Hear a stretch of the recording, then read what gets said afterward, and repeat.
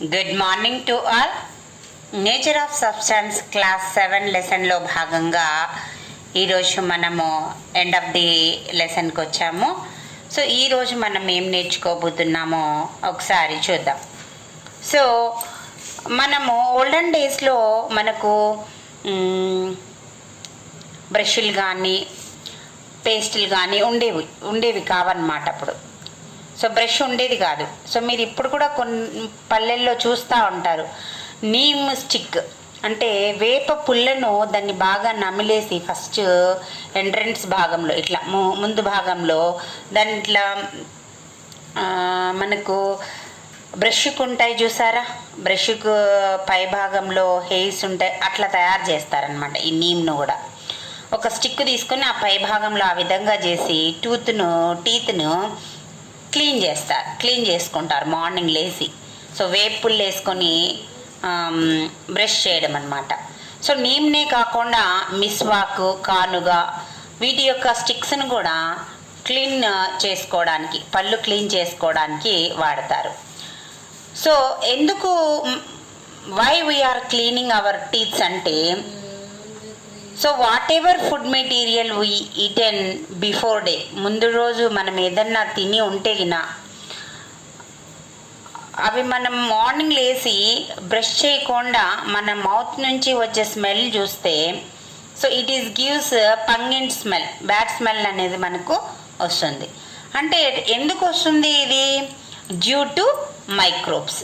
So మనం తిన్న food teeth మధ్యలో, పళ్ళ మధ్యలోకి వెళ్ళి అక్కడ ఇరుక్కుపోయిన తర్వాత it will reacted with microbes.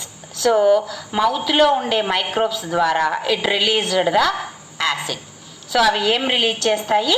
యాసిడ్ను release చేస్తాయి. సో యాసిడ్ను రిలీజ్ చేసినప్పుడు మన టీత్స్ పైన ఈ యాసిడ్ పడినప్పుడు ఏమైపోతాయి? టీత్ డికే అనేది ఇది అనేది తగ్గి పుండులాగా అయిపోతుంది అనమాట. దానికి బొక్కలు పడతాయి అన్నమాట పళ్ళకు కూడా. దాన్ని టీత్ డికే అంటారు. సో ఇప్పుడు మనం ఇట్లా యాసిడ్ వల్ల పళ్ళు పాడు కాకుండా మనం ఏం చేస్తున్నాము? We clean hour teeth in morning. So morning టైంలో మనము బ్రష్ చేస్తున్నాం. సో ఈవినింగ్ కూడా చేయాలి. After dinner, completion of dinner కూడా మనం ఏం చేయాలి? బ్రష్ చేయాలి. సో బ్రష్ చేయడం వల్ల అప్పుడు నైట్ తిన్న ఫుడ్ అంతా పళ్ళ మధ్యలో లేకుండా అది వెళ్ళిపోతుంది. So avoid the teeth decay. So ఇది పళ్ళ మధ్యలో ఇరుక్కున్న ఫుడ్ మెటీరియల్స్ మైక్రోబ్స్ రియాక్షన్కు ఏం ఫామ్ అవుతుంది? మనకు యాసిడ్ అనేది ఫామ్ అవుతుంది. It costs to teeth decades అనమాట. సో ఇప్పుడు యాసిడ్ రిలీజ్ అయింది కాబట్టి టీత్ డికే జరుగుతుంది కాబట్టి మనం దీన్ని తగ్గించాలి అంటే ఏం చేయాలి? We will add the base. మనం బేస్ను యూజ్ చేయాలి. సో కాబట్టి మనం పేస్ట్లో ఏముంటుందని చెప్పుకున్నాం, ముందు కూడా బేస్ అనేది ఉంటుంది అని చెప్పుకున్నాం. సో కాబట్టి ఈ స్టిక్స్ అన్నీ కూడా they have basic nature. So base nature అనేవి ఉంటాయి. నీమ్ కానీ, మిస్వాక్ కానీ, కానుగ కానీ. So then the acid will be neutralised and forms salts and water. So దానివల్ల మనకు పళ్ళు పాడవ్వకుండా ఉంటాయి. So next bath soap.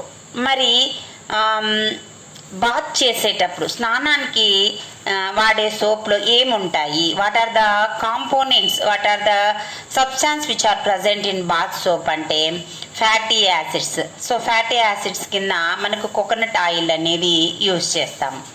తర్వాత sodium hydroxide or potassium hydroxide. మెయిన్గా used bath soap potassium hydroxide. ఎక్కువ మనము బాత్ సోప్లో పొటాషియం హైడ్రాక్సైడ్నే యూజ్ చేస్తామన్నమాట, వాటి యొక్క alkalis. So next detergent soap. మరి detergent soap mainly designed with substance called sodium hydroxide. So detergent soap is made up with sodium hydroxide. Next cosmetic products. So మనము టీవీలో యాడ్ చూస్తూ ఉంటాం కాస్మెటిక్ ప్రోడక్ట్స్ అన్నీ, ఫేస్కి రాసుకునేవి, స్కిన్కి రాసుకునేవి. So the cosmetic products have base called zinc hydroxide. So కాస్మెటిక్స్లో ఏముంటుంది?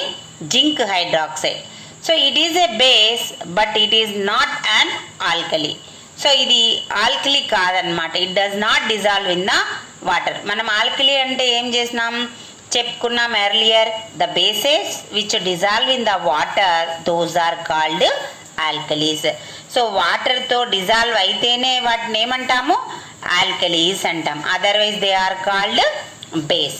So all alkalis are bases but all bases are not alkalis. అన్ని బేస్లు ఆల్కలీస్ కావన్నమాట, కానీ ఆల్కలీస్ అన్నీ కూడా bases.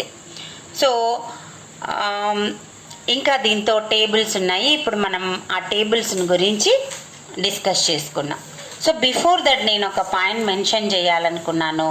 So read the text book thoroughly. So what difficulty words you understand.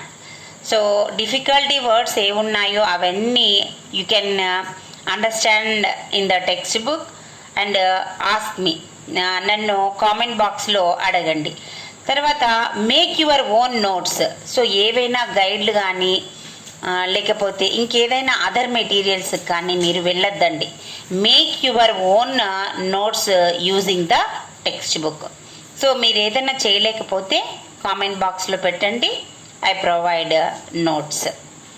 So ఇక్కడ మనం టేబుల్స్ని గురించి ఇప్పుడు నేర్చుకోబోతున్నాం. Good morning to all. Nature of substance class 7లో భాగంగా మనం ఈ వీడియోను టెక్స్ట్ బుక్ బేస్ చేసుకొని కొన్ని టాపిక్స్ ఉన్నాయి.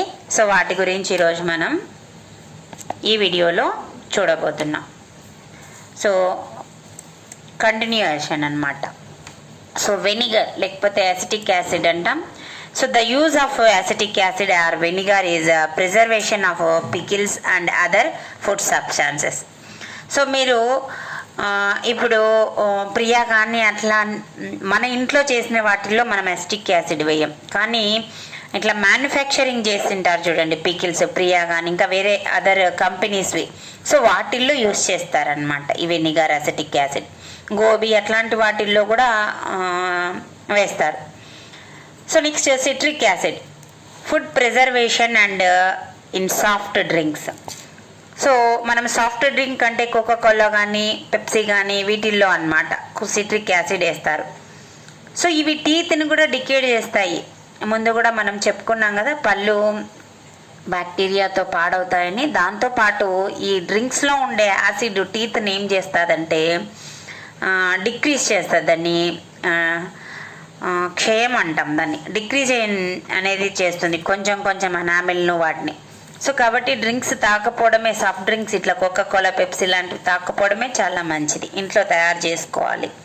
So lemon juice, coconut water ఇలాంటివి తాగితే మంచిదన్నమాట. లెమన్ జ్యూస్ కూడా మనం ఇంట్లో తయారు చేసుకోవచ్చు, అలాంటివి యూజ్ చేయాలి. Next nitric acid and sulphuric acid. So manufacturing chemical fertilizers and paints, dyes. So chemical fertilizers తయారు చేయడంలోనూ, పెయింట్స్లోనూ, డైస్లోనూ దీన్ని యూజ్ చేస్తాము. సో నెక్స్ట్ వచ్చేసి sulphuric acid.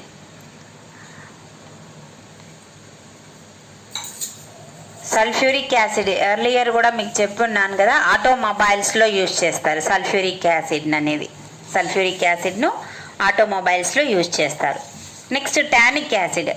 So production of ink and లెదర్ను క్లీన్ చేయడానికి ఇంక్ ప్రిపరేషన్లో టానిక్ యాసిడ్ను యూజ్ చేస్తారు.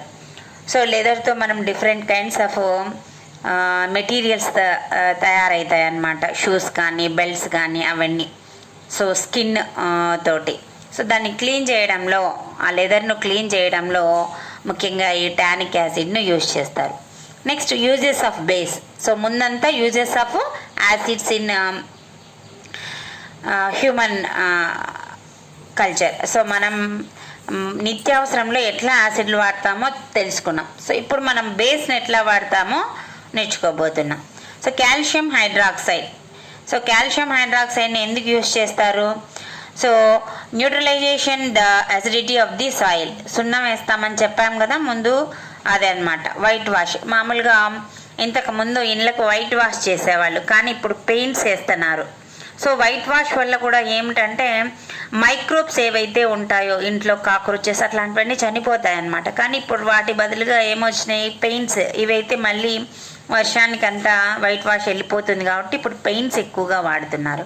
సో జనరల్గా ఓల్డెన్ డేస్లో ఇళ్ళకి వైట్ వాష్ చేసేవాళ్ళు అనమాట.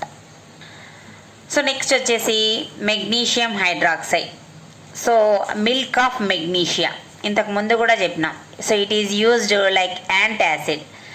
సో యాంటాసిడ్ అంటే ఏంటి, సో యాంటీ అంటే అపోజిట్ అని. సో యాసిడ్, ఫార్మిక్ యాసిడ్, చీమ కుట్టినప్పుడు ఫార్మిక్ యాసిడ్ రిలీజ్ అయ్యి మనకు దురదలు వస్తాయని చెప్పినాం కదా, సో బీస్ కానివి. సో అప్పుడు ఈ యాంటాసిడ్ను యూజ్ చేస్తామన్నమాట, అంటే నొప్పి పెయిన్ తగ్గించడానికి. Next laxative. సో లాక్సేటివ్ అంటే ఏంటంటే, so it is a medicine using avoid the constipation. So constipation అన్నా కూడా ముందు చెప్పుకున్నాం. సో కాన్స్టిపేషన్ అంటే ఏంటి, డైజెస్టెడ్ ఫీకల్ మ్యాటర్ను, మోషన్ సరిగ్గా వెళ్ళకపోవడాన్ని ఏమంటాం మనము, కాన్స్టిపేషన్ అంటాం. సో అట్లా జరగకుండా మిల్క్ ఆఫ్ మెగ్నీషియాని ఇవ్వడం జరుగుతుంది. సో లాక్సేటివ్ అంటే ఏమని, medicine treat for constipation. So కాన్స్టిపేషన్కు మందుగా మనం దీన్ని వాడతామన్నమాట.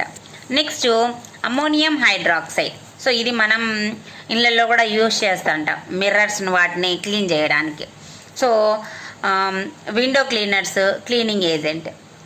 Sodium hydroxide, manufacturing of paper, soap, detergent మనం యూజ్ చేసేది అన్నమాట.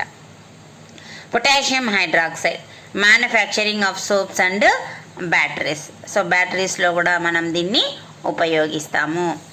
సో దీంతో పాటు కెమికల్స్ మనం యూజ్ చేసేటప్పుడు ఏం చేయాలి, సో ఈ ముందు వచ్చిన సోప్ టాపిక్ నేను ఆల్రెడీ చెప్పి ఉన్నాను కదా ముందు, కాబట్టి కింద టెక్స్ట్ బుక్లోది చూద్దాం. So while handling the chemicals handle చేసేటప్పుడు మనం ఎలాంటి ప్రికాషన్స్ తీసుకోవాలి, what are the precautions we must follow when we're using the chemicals. Do not taste and smell the chemical. దాన్ని టేస్ట్ కానీ స్మెల్ కానీ చూడకూడదు. సో టేస్ట్ వచ్చేసి అది బిట్టర్గా ఉంటుంది, కానీ స్కిన్కు డ్యామేజ్ జరుగుతుంది అని చెప్పినాం, స్ట్రాంగ్ యాసిడ్స్ కానీ బేస్ కానీ ఉన్నప్పుడు. కాబట్టి టేస్ట్ స్మెల్ చూడకూడదు. Do not let it fall on the ground మీద కూడా పడకూడదు, ఎందుకంటే ఫ్లోర్ అనేది డ్యామేజ్ అవుతుంది. సో మార్బుల్స్తో తయారై ఉంటాయి కాబట్టి ఫ్లోర్ అనేది మార్బుల్స్ నది ఏం చేస్తుంది, డిక్రీజ్ చేస్తుంది అనమాట. దాన్ని రియాక్షన్ జరిగి అదంతా పాడవుతుంది. So use a dropper while transferring acid from bottle. So ఎట్లా యూజ్ చేయాలి, మనం డైరెక్ట్గా బాటిల్ పట్టుకొని పోసేయద్దు, మింద పడిపోతుంది కాబట్టి డ్రాపర్ను యూజ్ చేయాలి. While adding water to make dilute, pour small quantity of acid slowly into the water taken in a beaker. So మనము వాటర్ డైల్యూట్ చేయడానికి, సో ఇక్కడ మనము రెండు పదాలు చూద్దాం. సో డైల్యూట్, నెక్స్ట్ వచ్చేసి కాన్సన్ట్రేషన్.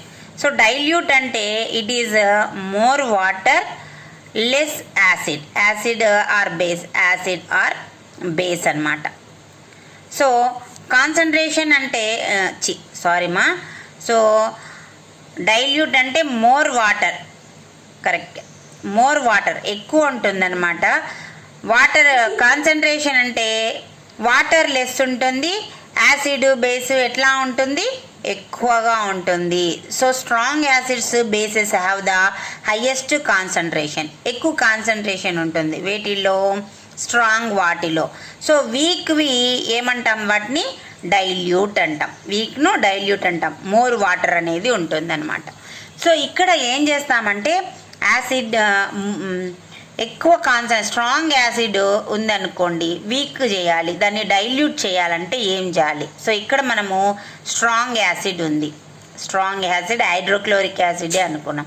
సో దీన్ని డైల్యూట్ చేయాలంటే ఇట్లా వాటర్ ఉంది, ఇదంతా ఏంటి, వాటర్, H2O అంటే వాటర్. సో ఇప్పుడు ఏం చేయాలి, ఈ స్ట్రాంగ్ యాసిడ్ను డ్రాప్ బై డ్రాప్ ఈ విధంగా కిందికి చిన్న చిన్నగా డ్రాప్స్ ఇట్లా గోడల వెంట, వాల్స్ వెంట డ్రాప్ బై డ్రాప్ ఇక్కడ వెయ్యాలి. స్ట్రాంగ్ ఇలా చేయడం వల్ల ఏమవుతుంది, ఇట్ విల్ బి డైల్యూటెడ్, అది డైల్యూట్ అనేది అవుతుంది. సో కాబట్టి స్ట్రాంగ్ యాసిడ్ను యూజ్ చేసినప్పుడు ఎక్కువ వాటర్ తీసుకొని దాని యొక్క వాల్వ్స్ గుండా డ్రాప్ బై డ్రాప్ యాసిడ్ అనేది మనము వదలాలి. So next use a holder to hold a test tube. ఇది కూడా చూపించాను, టెస్ట్ ట్యూబ్ హోల్డర్ ఎట్లా ఉంటుంది అని మనం ఎక్స్పెరిమెంట్స్ చేసేటప్పుడు. So read the precaution give on the containers of substances. So ఇంకా ఏమన్నా చేసేటప్పుడు దానికి ప్రికాషన్స్ కూడా ఇచ్చింటారు, అవన్నీ మీరు రీడ్ చేయాల్సి ఉంటుంది. సో నెక్స్ట్ మనము బర్న్ అయినప్పుడు, కెమికల్స్ బర్న్ అయినప్పుడు ఏం చేయాలి. సో మీరు మామూలుగా ఇంట్లో కాలే నూనె కానీ లేకపోతే యాసిడ్, బాత్రూమ్స్ క్లీన్ చేసేటప్పుడు యాసిడ్స్ కానీ పడినప్పుడు స్కిన్ ఈ విధంగా అవుతుంది. వాటర్ వల్ల కూడా బర్న్ జరిగినప్పుడు మీరు ఏం చేయాలి. So start first aid immediately. So ఏం చేయాలి, ఫస్ట్ ఎయిడ్ అంటారు. సో దీనికి ఒక్కటే కాదు, ఏ దానికైనా సరే ఫస్ట్ ఎయిడ్ అనేది ఉంటుంది. సో అంటే ఏమని, యాక్సిడెంట్ అయినప్పుడు చేస్తాము, తర్వాత నీళ్ళల్లో పడినప్పుడు చేస్తాము, లేకపోతే ఎలక్ట్రికల్ షాక్ తగిలినప్పుడు. సో వీటన్నింటికి కూడా ఫస్ట్ ఎయిడ్ అనేది పేషెంట్ని రక్షించడానికి మనకు అది ఫస్ట్ ఇమీడియట్ యాక్షన్ అన్నమాట. డాక్టరే రావాల్సిన పని లేదు. సో మీరు కూడా అందుకే మనకి బుక్స్లో ఇలాంటివి ఇవ్వడం జరిగింది.